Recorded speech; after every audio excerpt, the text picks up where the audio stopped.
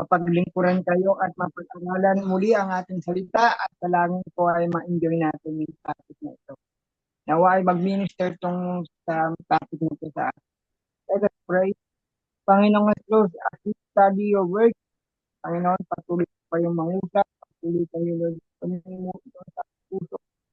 Nawa, Panginoon, ay maintindihan namin, Lord, kung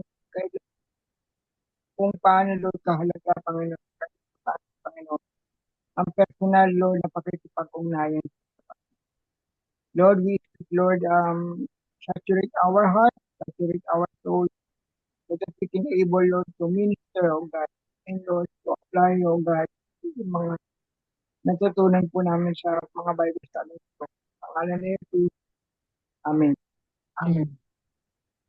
Okay, Kuya Mark, ang ating title ng ating Bible study ay ano, Kuya Mark?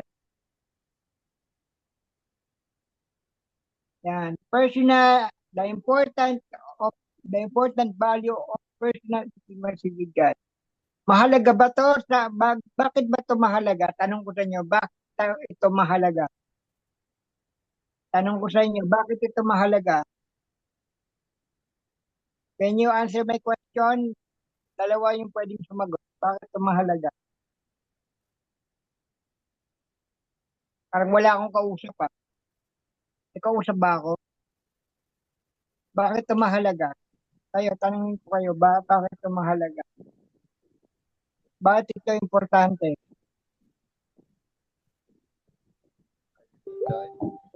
Ayaw ninyo sumagot, may kausap pa ako. Hello? Meron po. Meron po yan doon. Kausap, sagutin niyo yung tanong ko. Because every morning, lagi kong kausap si Jesus, laging pinag-pray ko lagi, sabi ko yung, Lord, thank you po for waking me up early. I hope magtuloy-tuloy pa yung mga blessings na binibigay niyo sa amin. Baga si Kuya Edmond, nag-pray lang siya okay, salamat Kuya Edmond. Yung iba pa, bakit man napaka-importante ang value ng pakikipag-intimacy kay God? Diba? Kayo, can you answer? Give me one answer. Other than Don? Go, Kuya. Po. Intimacy ay parang kalapitan, yung parang closeness. Parang kumbaga, halimbawa tayo, Brother Don, kung tayo intimate, close tayo sa isa, madaling lumapit, madaling mag-open up, madali pong maglatag ng problema at nakakaramdam, kumbaga kay God, madaling i-open up, madaling maramdaman na si God ay andyan lang. So, nakaka-secure, so nakakaramdam ng assurance na hindi ako pababayaan ni God kasi close kami. So sa lahat ng bagay ay ramdam ko ang presence niya kasi intimate, close. Yun lang ang opinion ko, Brother Danton. Okay, thank you. Ngayon, hihimay-himayin natin to. Hihimay-himayin natin. Personal, ibig sabihin, kilala mo yung tao. Di ba? Personal, kilala ko si Kuya Mark. Kilala ko. Kumbaga, kilala mo ba yung tao to? Pero magkakaiba yung level ng personal knowing natin kay Kuya Angel, kay Kuya Mark, kay Kuya Alfred, kay Ate Rose, kay Kuya Edmond. Pero, mas kilala ni Kuya Edmond ang kanyang nanay. Kapag mas kilala, kasi nga, meron siya ng personal intimacy. Kasi, paano ang susi nito? Kasi, lagi siyang nakikipag-ugnayan sa kanyang nanay. Kumbaga, for example, kami ni Kuya Mark, pag may mga pwede akong hihingi niya ako sa kanya ng mga personal na mga favor, kumbaga may mga napapag-usapan kami mga personal na hindi lang basta sa fellowship na papag-usapan. Kumbaga, lumalalim yung aming pakikipag-ugnayan sa bawat. Ganun din kay God. Dapat natin, maliban kasi ang nangyayari kasi sa atin, tinuruan tayong manalangin, pero yung minsan ang panalangin natin, puro tayo pakabig. Lord, pahingin ito, pahingin ito. Pero ano yung nararamdaman ba ng Diyos sa atin? At ano yung, kasi wala namang problema kasi yung tayo yung papayag ng ating nararamdaman. So, sabi sa Bible, ask and you shall receive. Di ba? Knock and you shall door open. You shall find. Di ba? Kumbaga, yun ang ginagawa natin. Pero kumbaga, ano ba yung sinasabi ng Diyos sa'yo? Di ba kasi nasanay tayo na pangkaraniwan na sa atin na ang Diyos nagsasabi tayo ng ating mga kahilingan, pero dapat din natin para magkaroon tayo ng personal na intimacy kay God, dapat ang Diyos ay nagre-respond sa'yo, hindi lang one-sided. Kaya ganun. Ngayon, may tatanong pa ako sa inyo. Ano yung next slide natin, Kuya Mark?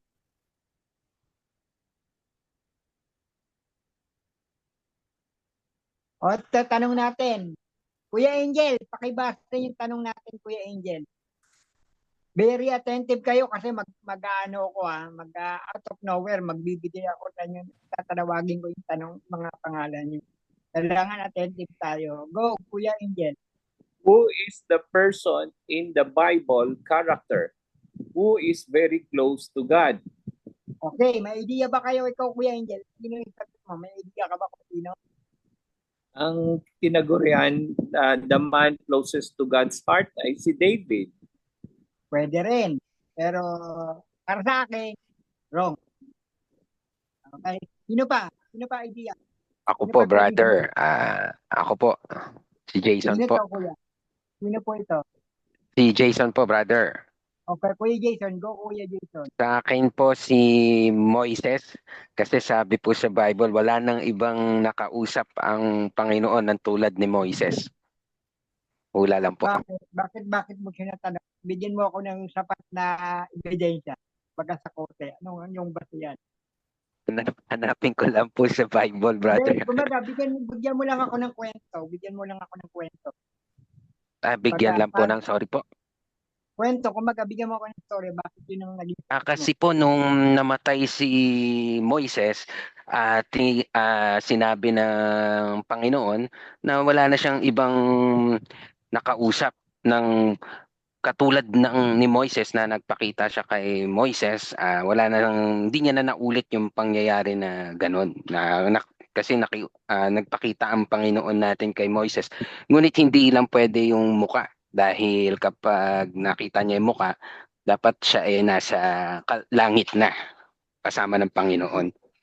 Ayun po. Okay, kumbaga, dagdagan natin yung sinasabi ni Kuya Jason. Thank you, Kuya. Tama po, yan po ang sagot natin ngayon. Si Kuya Moses. Hindi si Prophet Moses. Siya pa ang unang propeta ng Panginoon na nagpalaya sa Israelite for almost 450 years. At bago nga mamatay si Moses, binigyan siya ng tribute o attributes doon, credential doon. Kumbaga, wala nang ibang nakausap na maging katulad ni Moses. Wala maging katulad ni Moses. Nakausap ang Diyos face to face. Yun ang gusto ko ngayon. Yun ang mahal naman natin doon. Yung face to face. Di ba sarap pag kami po ng mga core team, ng mga PWD core team, nag-meet po kami sa Disability Conference yung March 4. Kompleto kami doon. Halos si Kuya Angel ay nagtatatalo, yun ang kita ng personal si Kuya Lan. Niyakap niya kami lahat. Kuya Mark, Kuya Renante, kumaga first time namin na-meet si Kuya Angel lang face to face. Ganun yung sigla ni Kuya Angel nang na-meet niya kami. Ganun yung dapat natin naisip sa Panginoon na ugnayan, pakikipaglapit. Kasi ang pinaka-close na intimacy natin na pwede natin i-repair dito na yung tulad dito yung sa mag-asawa. Kung yun, talagang year by year, nagiging malapit ang kanilang relasyon sa bawat isa. Yabag pa lang, alam niya na kasawa niya yun. Amoy pa lang, alam niya na kasawa niya yun. Dapat ganun tayo, oh my God. Hindi lang basta tayo hingi, kundi dapat tayo rin ay nararamdaman natin yung puso ni Jesus. Kaya yun po. Ngayon, let us define kung ano ang definition ng personal intimacy or intimacy. Kuya Mark?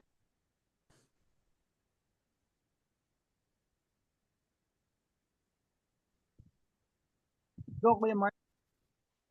Ito yung passage natin na sinabi ko kay Jason. Kuya Mark, basahin natin yung passage na yan. Kuya Mark, pakibasa natin. Tuloy-tuloy mo na.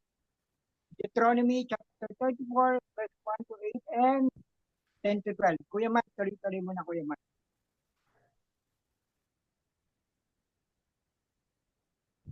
Go, Kuya Mark.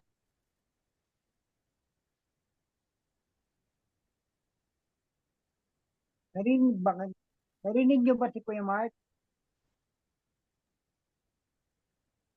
Eh bro, Hindi po, wala po.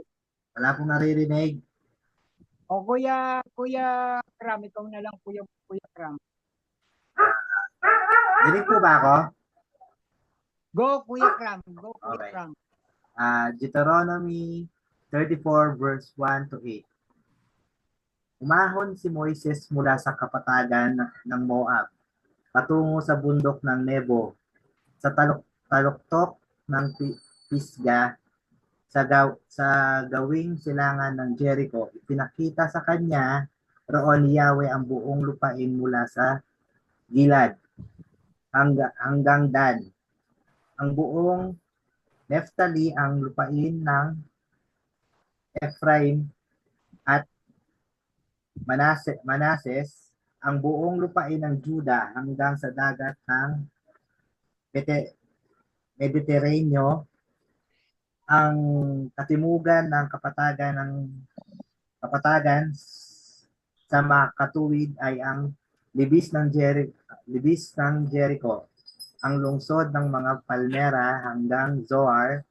Sinabi sa kanya ni Yahweh, iyan ang lupain ng aking ipinangako sa inyong mga ninunong sina Abraham, Isaac, Jacob. Sinabi ko sa kanila, ibigay ko ito sa kanilang lahi, ipapakita ko ito sa inyo, ngunit hindi mo mararating. Amen. Okay, continue, Kuya Mark. Next slide.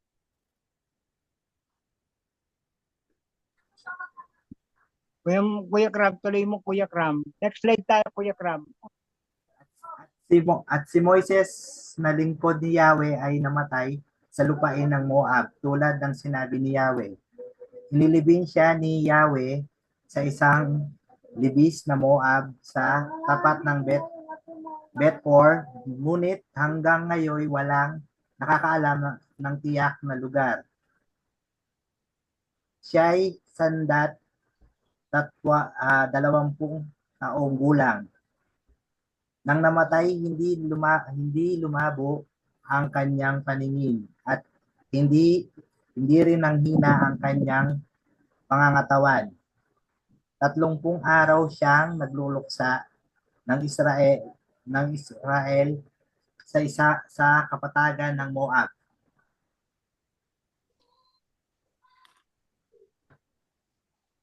Mula noon ay wala nang lumitaw sa Israel na propetang tulad ni Moises na nakipag-usap ng harap-harapan kay Yahweh.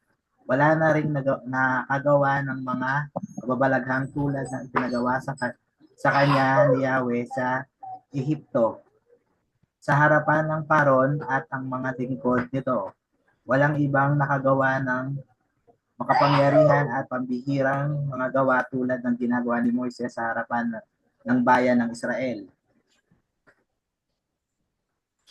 Okay. Kasi thank you, Kuya Kram. Salamat sa inyong pagbabasa ng Word of God. Yan.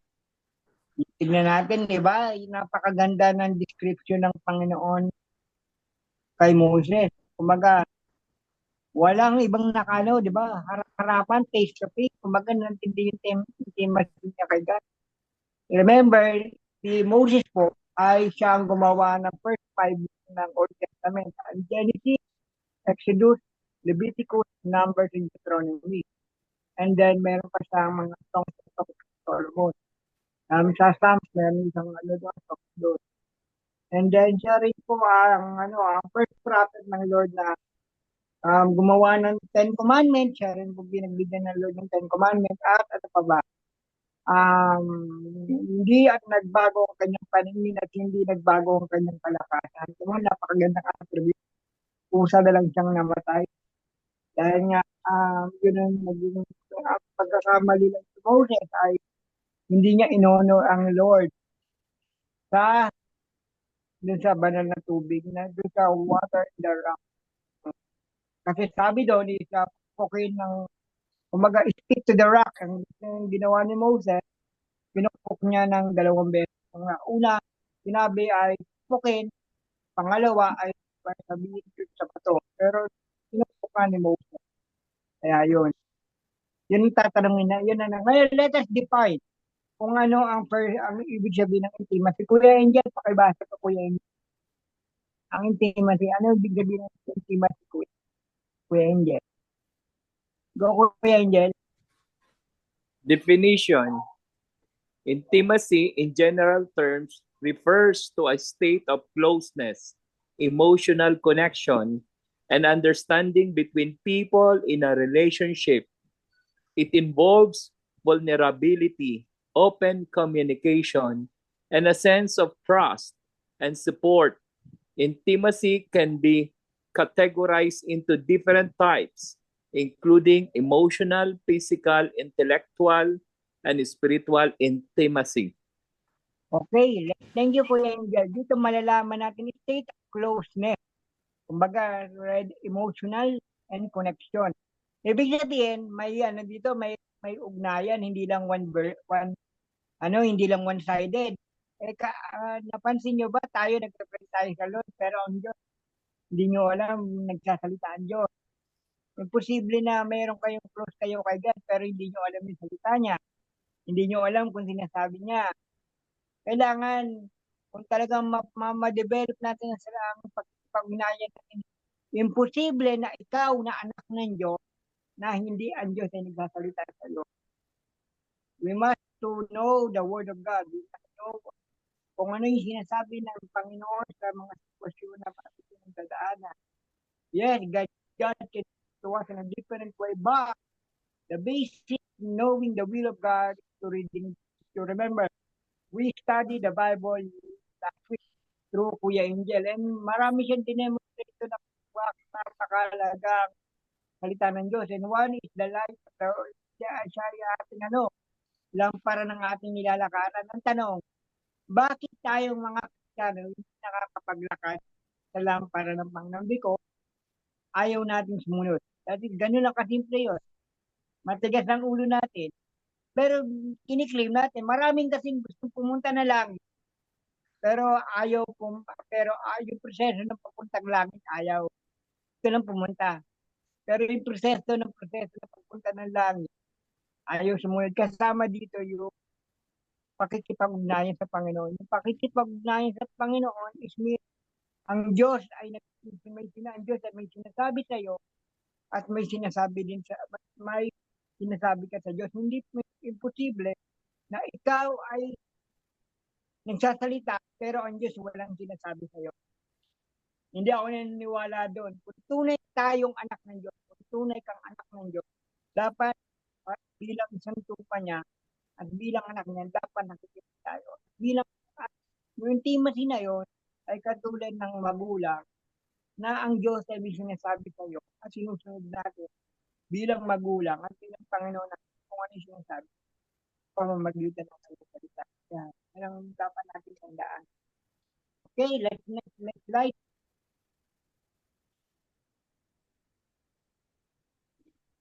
Why do we need to know God personally? Una-una, and ano dito? And why important to know and establish our own personal relationship. Remember, bilang isang tao, kailangan natin yung makilala ang Panginoon sa ating personal na buhay. Maring si Kuya Angel, ang pagkakakilala niya sa Panginoon, siya ay manggagamot. Kasi ganun nagpakilala sa kanyang Panginoon. Yung iba sa atin, the Lord always provide. The always God give us comfort. Pero, ang pangalawang question dito, paano natin na-establish ito? Paano natin yun na ma-establish na basta kasi when we know the Lord is provide, lagi na lang tayo nangingi. Kumbaga, the Lord give us a comfort tuwing nilulungkot tayo. Minsan, may sinasabi sa atin para ma-acquire natin yung provision ng Lord. Ang ina-acquire din ng Lord, may sinasabi ng Diyos na requirement to para mas maging malalim yung ating ugnayan sa Diyos. Kasi napaka-imposible sa atin bilang sa person with disability na hanggang doon lang tayo. Maaaring ang ating physical na kondisyon na hindi na magbago. Given na yon. Pero yung paano natin makilala ang Diyos sa pamagitan ng ating pakikipag-ugnayan sa Kanya, yung pagiging malalim na kaalaman na binibigyan niya sa atin, kung paano natin kilala ang Diyos sa ating buhay. Napakahalaga. Bakit napakahalaga nito? Because sa oras ng pagsubok, diyan mo siya mapapanghawakan. Remember, bilang isang person with disability, tayo ay puno ng trial at mga pagsubok. Kahit naman walang kapansanan, we are not accepted to the trial and testing kasi diyan tayo nagmamature. Kaya when we become matured, kailangan ano ba yung sinasabi ng salita ng Diyos sa mga pinagdadaanan natin? Imposible na walang sinasabi ang Diyos. Bakit inaalaw ng Diyos yung mga ganitong pagsubok? Kaya nga napakalaga. For example, pag ikaw'y dumadaan sa mga pagsubok, Lord, ano po ba yung gusto nyong sabihin sa pinagdadaanan ko? Ano ba yung gusto nyong ipakita sa akin? Hindi, bilang kasi pag hindi tayo lubos sila ng, Lord, bakit mo inalaw to? Diba? Bakit Lord? Kasi sanay tayo na self-certification natin. Sanay tayo na makasarili. Lord, bakit tanggalin mo to? Pero meron din sabi, Lord, may dahilan. Lord, bakit mo to inalaw? Ano yung gusto mong sabihin sa sitwasyon ito? Ano yung gusto mong sabihin sa araw na ito sa akin? Kaya yun, sa pamamagitan ng yung dalawang katanungan na yan, mas lalalim tayo sa pakikipag-ugnayan sa Diyos. Ano ba yung pinakadahilan? Ano ba yung rason? Bakit kailangan natin makilala ang Panginoon ng personal at ma-establish natin. Hindi lang personal, ma-establish kasi pag personal, kilala ko si God. Pero sino si God sa'yo? Hindi mo na masasagot yan kasi yun ang pagkakakilala mo. Kumaga, generic lang yung sagot mo. Pero if you fully know the will of God and know the will of God through His Scripture, mas marami kang mabubungkan na learning at yung kanyang karanasan mo sa Panginoon bilang anak niya. Ano yung mga rason na ito? Yan, tignan natin yung rason. Like Kuya Mark.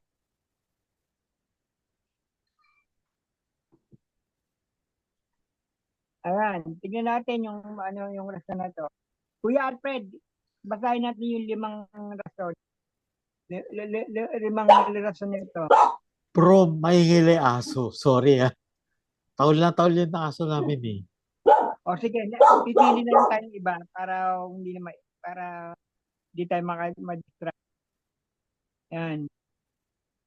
Kuya Ate Ellen, kay Ate Ellen, pwede nyo pong yung 5 reasons. Ano po yan, kuya? There are 5 Basa important po yung reasons to know why is it important we need to maintain our personal Very- relationship with God. Slowly lang tayo, dahan-dahan tayo, hindi tayo nagmamadali. Ano po Sorry. yung pakiulit po? Babasahin po, kuya. Opo, pakibasa po. Okay, there are 5 important reasons to know why it is important we need to maintain our personal relationship with God. Okay, may 5 daw rason. Thank you, Kuya Ate Ellen. Thank you. Welcome Very po. attentive kayo sa Bible study kasi kailangan natin to kasi para malaman natin, kasi nagro-roll call ako kung sino yung para tayo kung nakikinig tayo or not. Okay?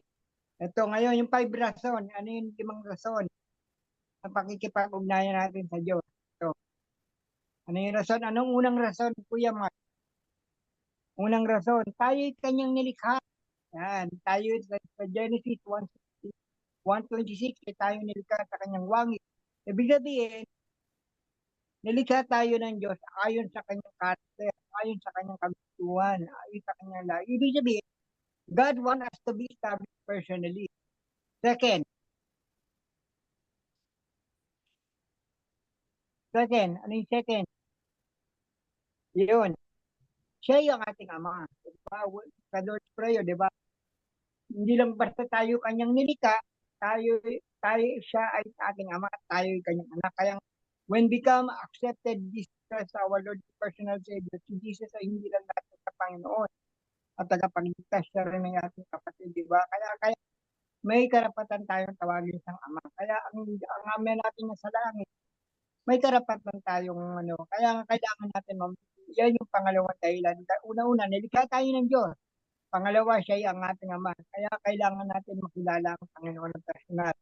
Pangatlo,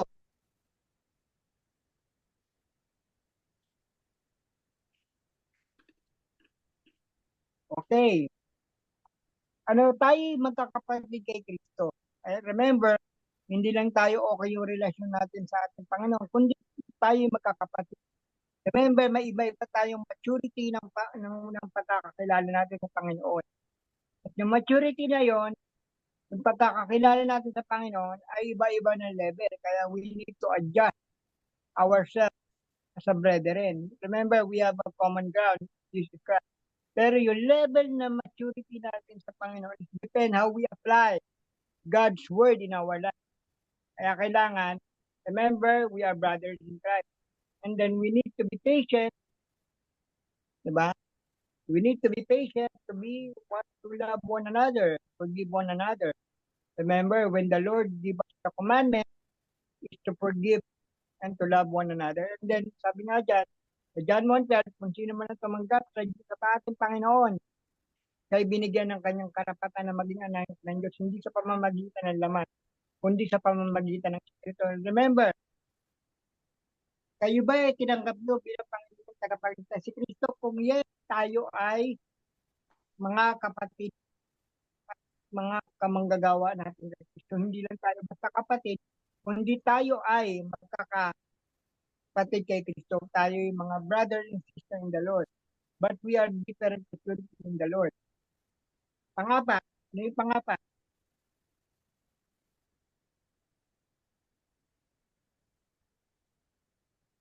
Ang kumbaga, he loved us personally. John 3:16, alam natin yan. For God so loved the world that He gave His only begotten Son. Whoever believes in Him should not perish but have everlasting life. That is the reason why Jesus died for you, because He wants to establish His relationship personal to you. When you accepted Jesus Christ as Lord, your personal Savior, John 1:12, di ba? Tinanggap mo ang Panginoon bilang Panginoon mo tagapagligtas. You are born again in spirit, because when we are not in Christ, yung wala pa tayo kay Kristo, tayo yung makasalanan. Our spirit was polluted by sin. But when we made a decision to know the Lord and Christ as personal and Savior, the Holy Spirit dwell on us. Siya ay nagbibigay sa atin ng spiritual na kapanganakan. Binabago ang ating spirito. Kaya nga, di ba, when we accepted Jesus Christ, our Lord and personal Savior, binabago yung ating mga character, ang ating mga behavior, ang ating mga ugali. Yung dati hindi mo ginagawa sa pangit, pangkaraniwan lang sa'yo. But when you are accepted Jesus, our Lord and personal Savior, ayun, nababago na siya. Kaya nga tayo may testimony, di ba? Yung before, yung hindi pa kilala si Kristo, yung pangalawa, yung tinanggap mo ang Panginoong kay Kristo, at yung pagsunod mo kay Kristo before, during, and after ang tanggap ng Christ. Kaya nga, di ba, yung mga testimony na before, yung hindi ko pa kilala si Kristo, ganito ugali ko, yung tinanggap ko si Kristo ko, ito yung nagbago sa, at ito yung ginagawa ko pagkatapos kong tanggapin si Kristo. Yan yan. God will love us personally. Kaya kung mahal mo ang Panginoon, makipag-ugnayan ka sa Kanya. Makipagkalastasan ka sa Kanya. Kumbaga, gagawin natin to, ayusin natin ang ating spiritual wifi. Ang ating personal connection with the Lord. Ang ating spiritual connection with the Lord. Ayusin natin yan. Kasi di ba, galit na galit tayo pag meron tayong mga bagay na gusto natin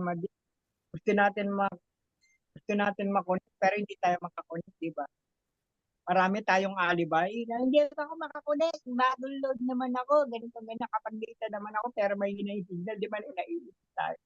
Sana ganun din kay Christ. Kumbaga, huwag tayo magkaroon ng spiritual disconnection. Dapat ayos natin yung relasyon natin.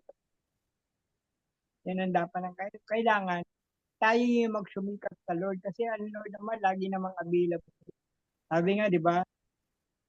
Call to me and I will answer you, di ba? Jeremiah 33:3, di ba? Call to me, I will answer you and tell you. Ibig sabihin, hindi lang basta pag-inye and may sasabihin sa ating personal ating ng Diyos. And I will tell you all the mystery, di ba? Maganda nga yung sinabi ni Kuya Angel eh. Yung knowing the heartbeat of God. Di ba? Yung kay David.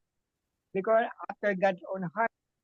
Kung hindi magkakaroon ng ganung recognition si King David, kung hindi malalim ang kanyang intimacy kay God. Kaya kailangan tayo rin, sana magnais din tayo na maging katulad ng character ni David at ni Moses. Yan, God, we love us personally. Okay, fifth. Ano yung panglima? Okay. Babasahin natin to. Okay. Pakibasa po, Tatay Samson. Pa-open po ng mic, basahin po natin Tatay Samson doon sa passage na to. So, basahin po natin. Yes. Number 5. We are nothing without Him. Ako ang tunay na puno ng ubas at ang aking ama ang tagapag-alaga. Inalis niya ang bawat sangang hindi nagbubunga at kanya namang pinuputulan at nililinis ang bawat sangang nagbubunga upang magbunga pa ng lalong sagana. Nalinis na kayo sa pamamagitan ng salitang sinabi ko sa inyo. Manatili kayo sa akin at manatili din ako sa inyo. Hindi magbubunga ang sangang hindi nanatili sa puno. Gayon din naman, hindi kayo magbubunga kung hindi kayo manatili sa akin. Ako ang puno ng ubas at kayo ang mga sanga. Ang nanatili sa akin at ako sa kanya, ang siyang nagbubunga ng sagana, sapagkat wala kayong magagawa kung kayo hiwalay sa akin. John 15 verses 1 to 5. Amen. Okay. Tayo walang magagawa kung wala tayong connection kay Jesus Christ. Salamat, Tatay Samson. Diba, napakasakit na pag masakit na hindi makakonect pag walang wifi, diba? Siyempre, hindi ka makakakonect ng wifi pag walang data. Ganun din kay God.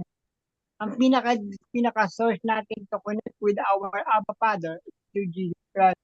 Yan tanong, nakikipag-connection ka ba kay Jesus Christ? Nagdadasal ka ba palagi? Nagbabasa ka ba ng salita ng Diyos? Baka hanggang ngayon, John 3:16 pa rin yung alam mo. Hanggang ngayon, hindi mo pa rin alam kung paano i-apply yung salita ng Diyos sa buhay mo. Kasi, nanatili lang ka na ito lang yung gusto mong malaman. Brad, decision mo yan.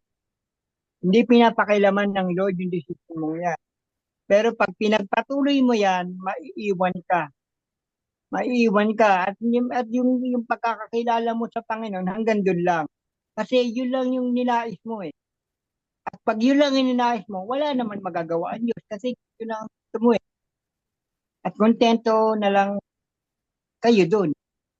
Diba? Kaya nga yung mga believers, kailangan laging lumalago. Walang hinahangad na ang Diyos ay ikaw ay maging spiritual na banso. Sana po hindi tayo banso spiritually. And then, malalaman natin yan kung spiritual na bansa yan, una-una, pag kung nagbubunga yan o hindi.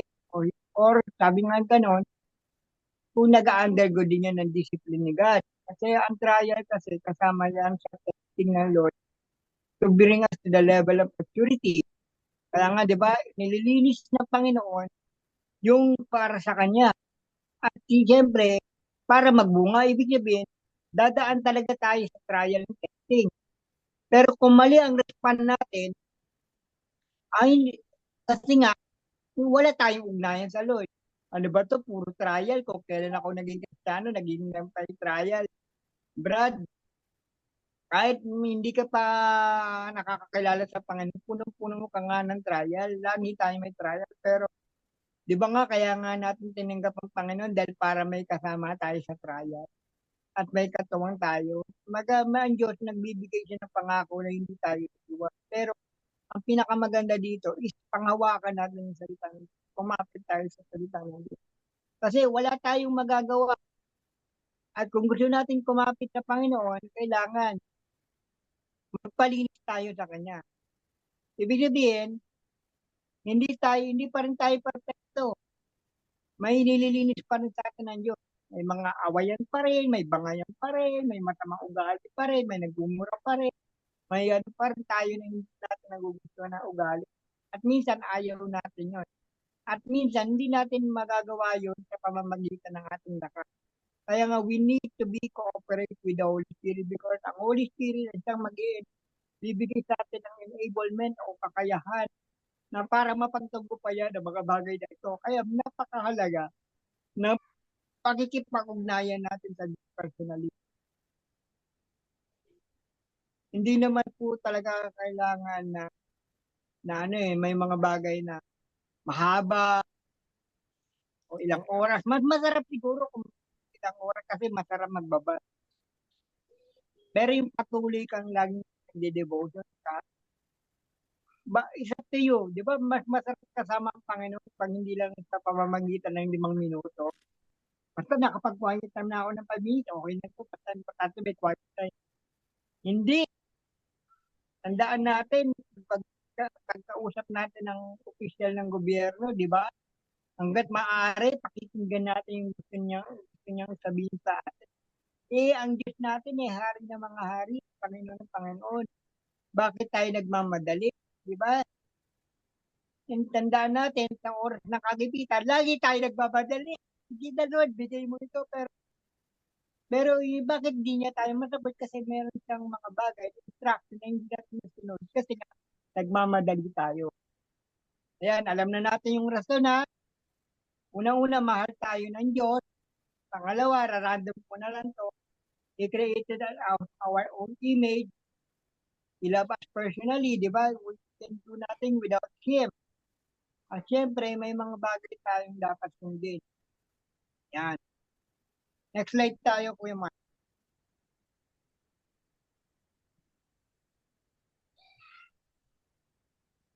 Okay.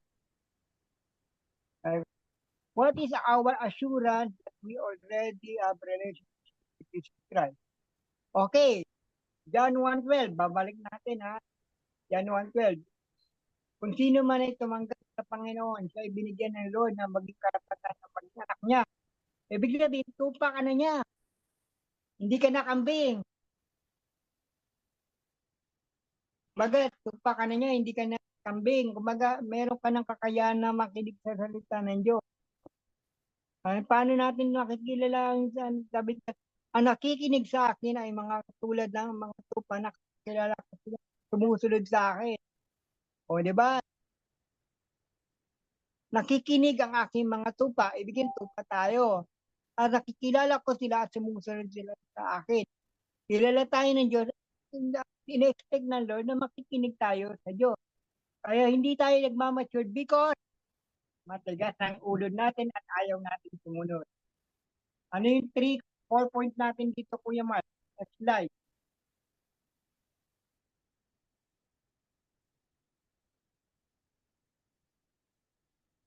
Okay, ang 4 main point natin dito, Jesus, we should, kilala niya tayo personally. Dapat kilala rin na natin siya. Ngayon, yan ang dapat na natin. Ngayon, dahil kilala natin ang Diyos, dapat mayroon tayong capacity na pakinggan ng kanyang tinig. Pag tinanong ka ng mga bagay na ganito, ano ba yung sinasabi ng Panginoon sa'yo? Hindi ko alam. Hindi posible yan.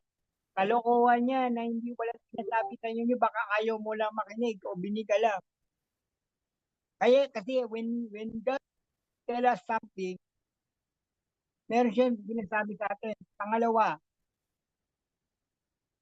Pangatlo, ito pangalawa.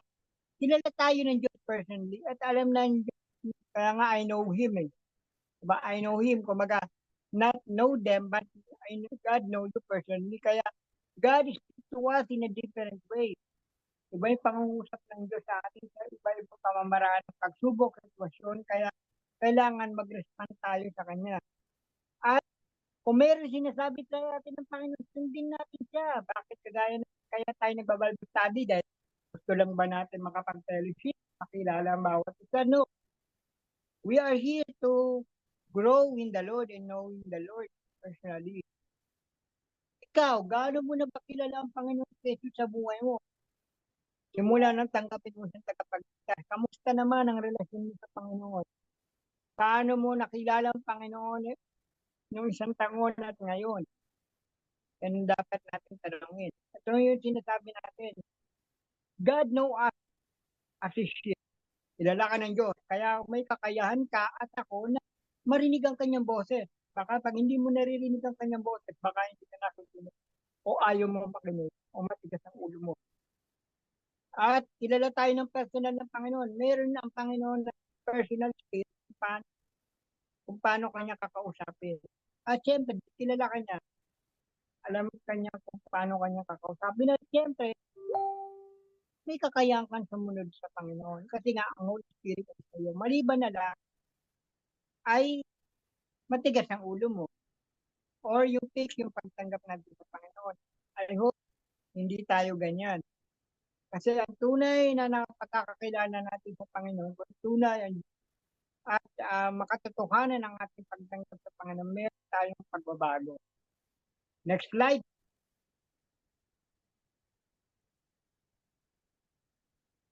What is the process and how we do it? Ano ba yung proseso? Kung may proseso na naman, may rason, alam natin yung rason, pero may process. Ano yung process natin, Kuya Mark?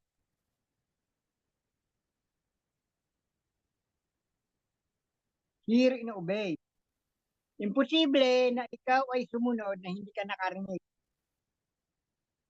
Napaka ano yan. At kung ikay magulang at ikay nag-aaral, imposible napapasa ka sa isang instruction o sa isang exam na hindi mo ka nakinig at pinalo yung instruction.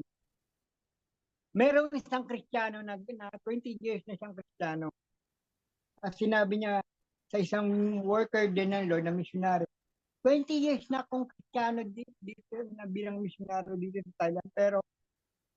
Pero walo lang ang naging convert ko. 20 years na ako dito sa Thailand. Pero magpapatuloy pa ba ako sa pag-mission ko sa Lord? Tuloy, bakit yan ang tanong mo? Missionary ako. Bakit? Nagtanong ka ba sa Lord kung saan kang dadali ng Panginoon? Maaari kasing ginagawa natin ang kalooban na sa pamamagitan. Ito lang Lord yung gusto ko, hindi tayo nagtanong. Alam mo, itong fellowship na ito, pinag-pray namin to, nag-pray kami ng apat, nagsimula kami apat, ni Kuya Lan, at ng mga Tama Brothers, na kami apat lang ang nagsimula nito at umabot na tayo ng 5 taon at nakapag-raise tayo ng Ate Glo, Kuya Renante at Kuya Angel, ang mga core leader. At dahil sa pagsunod namin sa Panginoon, nagawin ito, tumatagal ito. Kami lingkod lamang ng Panginoon at sumunod kami sa Panginoon na gawin itong PWD Fellowship na ito. Sana bigyan niyo po ito ng pansin. At kung tunay nga po nagbago ang Panginoon sa inyo sa pamamagitan ng fellowship na ito, ay malamang na dito rin kayo lalagot gagamitin ng Panginoon. At ito na rin po yung way ko para magpaalam sa inyo because ito na po yung huling araw ko para maging isang part ng core leader nyo bilang PWD fellowship. Ako po ay tinatawag ng Panginoon sa isang pagtawag sa church namin na mag-face to face. At tuwing Friday po magaganap yun. Sa isang community-based rehab. Ito po ay tinawag ako ng Lord sa pamamagitan ng sitwasyon at naramdaman ko yung tawag ng Panginoon. Narinig ko yung tawag ng Panginoon at kailangan kong sumunod. Bagamat nakakalungkot man na lilisanin ko ang PWD Fellowship, hindi ko alam kung kailan po ako babalik. Pero nandito po ako para suportahan kayo, ipanalangin, kasama sa mga discussion para kayo gabayan at tulungan lumago. Marami na po, 5 taon na po itong PWD Fellowship at kayo po mismo makakapag-assess kung merong nabago sa inyo. Kayo rin po ang makakarinig sa salita ng Diyos. Marami mga tao dito na ginamit ng Diyos para kayo ay matutugunan at lumago sa Panginoon. At nasa inyo na po ang dalawang pagtugon na ito na kayo ay sumunod. Wala rin naman din po kami magagawa kung ayaw yung sumunod. Tandaan nyo po, personal na relasyon nyo yan sa Panginoon. At gumagalabas na po kami at wala na po kami responsibilidad kung hindi nyo sundin ito. Dahil ang relasyon nyo sa Panginoon ay personal. Ang personal na paglago nyo ay personal. Kaya ang fellowship na ito ay ginagamit ng Panginoon dahil nakarinig kami at sumunod kami sa pagtawag ng Panginoon para gampanan ito. At hanggat hindi pa kami pinapaalis dito ng Lord na bitawan ng fellowship na ito, susunod kami at tutugon sa pagtawag ng Panginoon. Kaya ako po, si Donald Pagdagdagan, magpapaalam sa inyo at ito po yung question natin for this. Kuya Mark, salamat at maraming salamat. Yan yung question natin, di ba? Ito yung hear and obey natin. Kung sino man na nakikinig ng aking salita ay ginagawa ito, ay may hahalin tulad ko sa isang taong matalino na nagtayo ng kanyang bahay sa ibabaw ng bato. Dumating yung malakas na ulan, binayo ng malakas na hangin. At hindi ito natibag dahil ito'y nakatayo sa bato. Ngunit kung sino man nakikinig ng aking salita at hindi ito ginagawa, ay may hahalin tulad ko sa isang taong na nagtayo ng kanyang bahay o ng kanyang buhay sa buhangin na dumaan ng malakas na mga hangin, binayo ng malakas na ulan, at ito'y lubusang nawasak. Ano ibig sabihin? Tayong mga Kristiyano ay nagtatayo ng ating bahay o ng ating buhay. Kung lahat tayo ay nakakarinig ng salita ng Diyos. At malalaman natin yan kung tayo ay nagtatayo ng ating buhay o ng ating bahay sa ibabaw ng bataw at sa ibabaw ng buhangin sa pamamagitan kung sinasapamuhay natin ang salita ng Diyos. I hope marami po tayo natutunan sa ating salita ng Diyos ngayon. Nasa inyo na po ang pagpapasya kung isasapamuhay niyo po ang salita ng Diyos. Ito yung ating katanungan, ating breakout. Kuya Mark, ano yung question natin for the breakout? Ang question natin na ito, kamusta naman ang personal relation mo sa Panginoon? Naghahangad ka ba na maging malalim ang ugnayan at relasyon natin sa Panginoon? At paano mo ito gagawin? Paalam po, God bless at manalangin tayo. Lord, maraming pong salamat sa pagkakataon na ako po yung binigyan nyo ng pagkakataon na makapag-ugnayan sa fellowship na ito. At maraming pong salamat at pagpalaan nyo po ang bawat isa. Ang alam po ni Jesus. Amen. To you, Kuya Mark.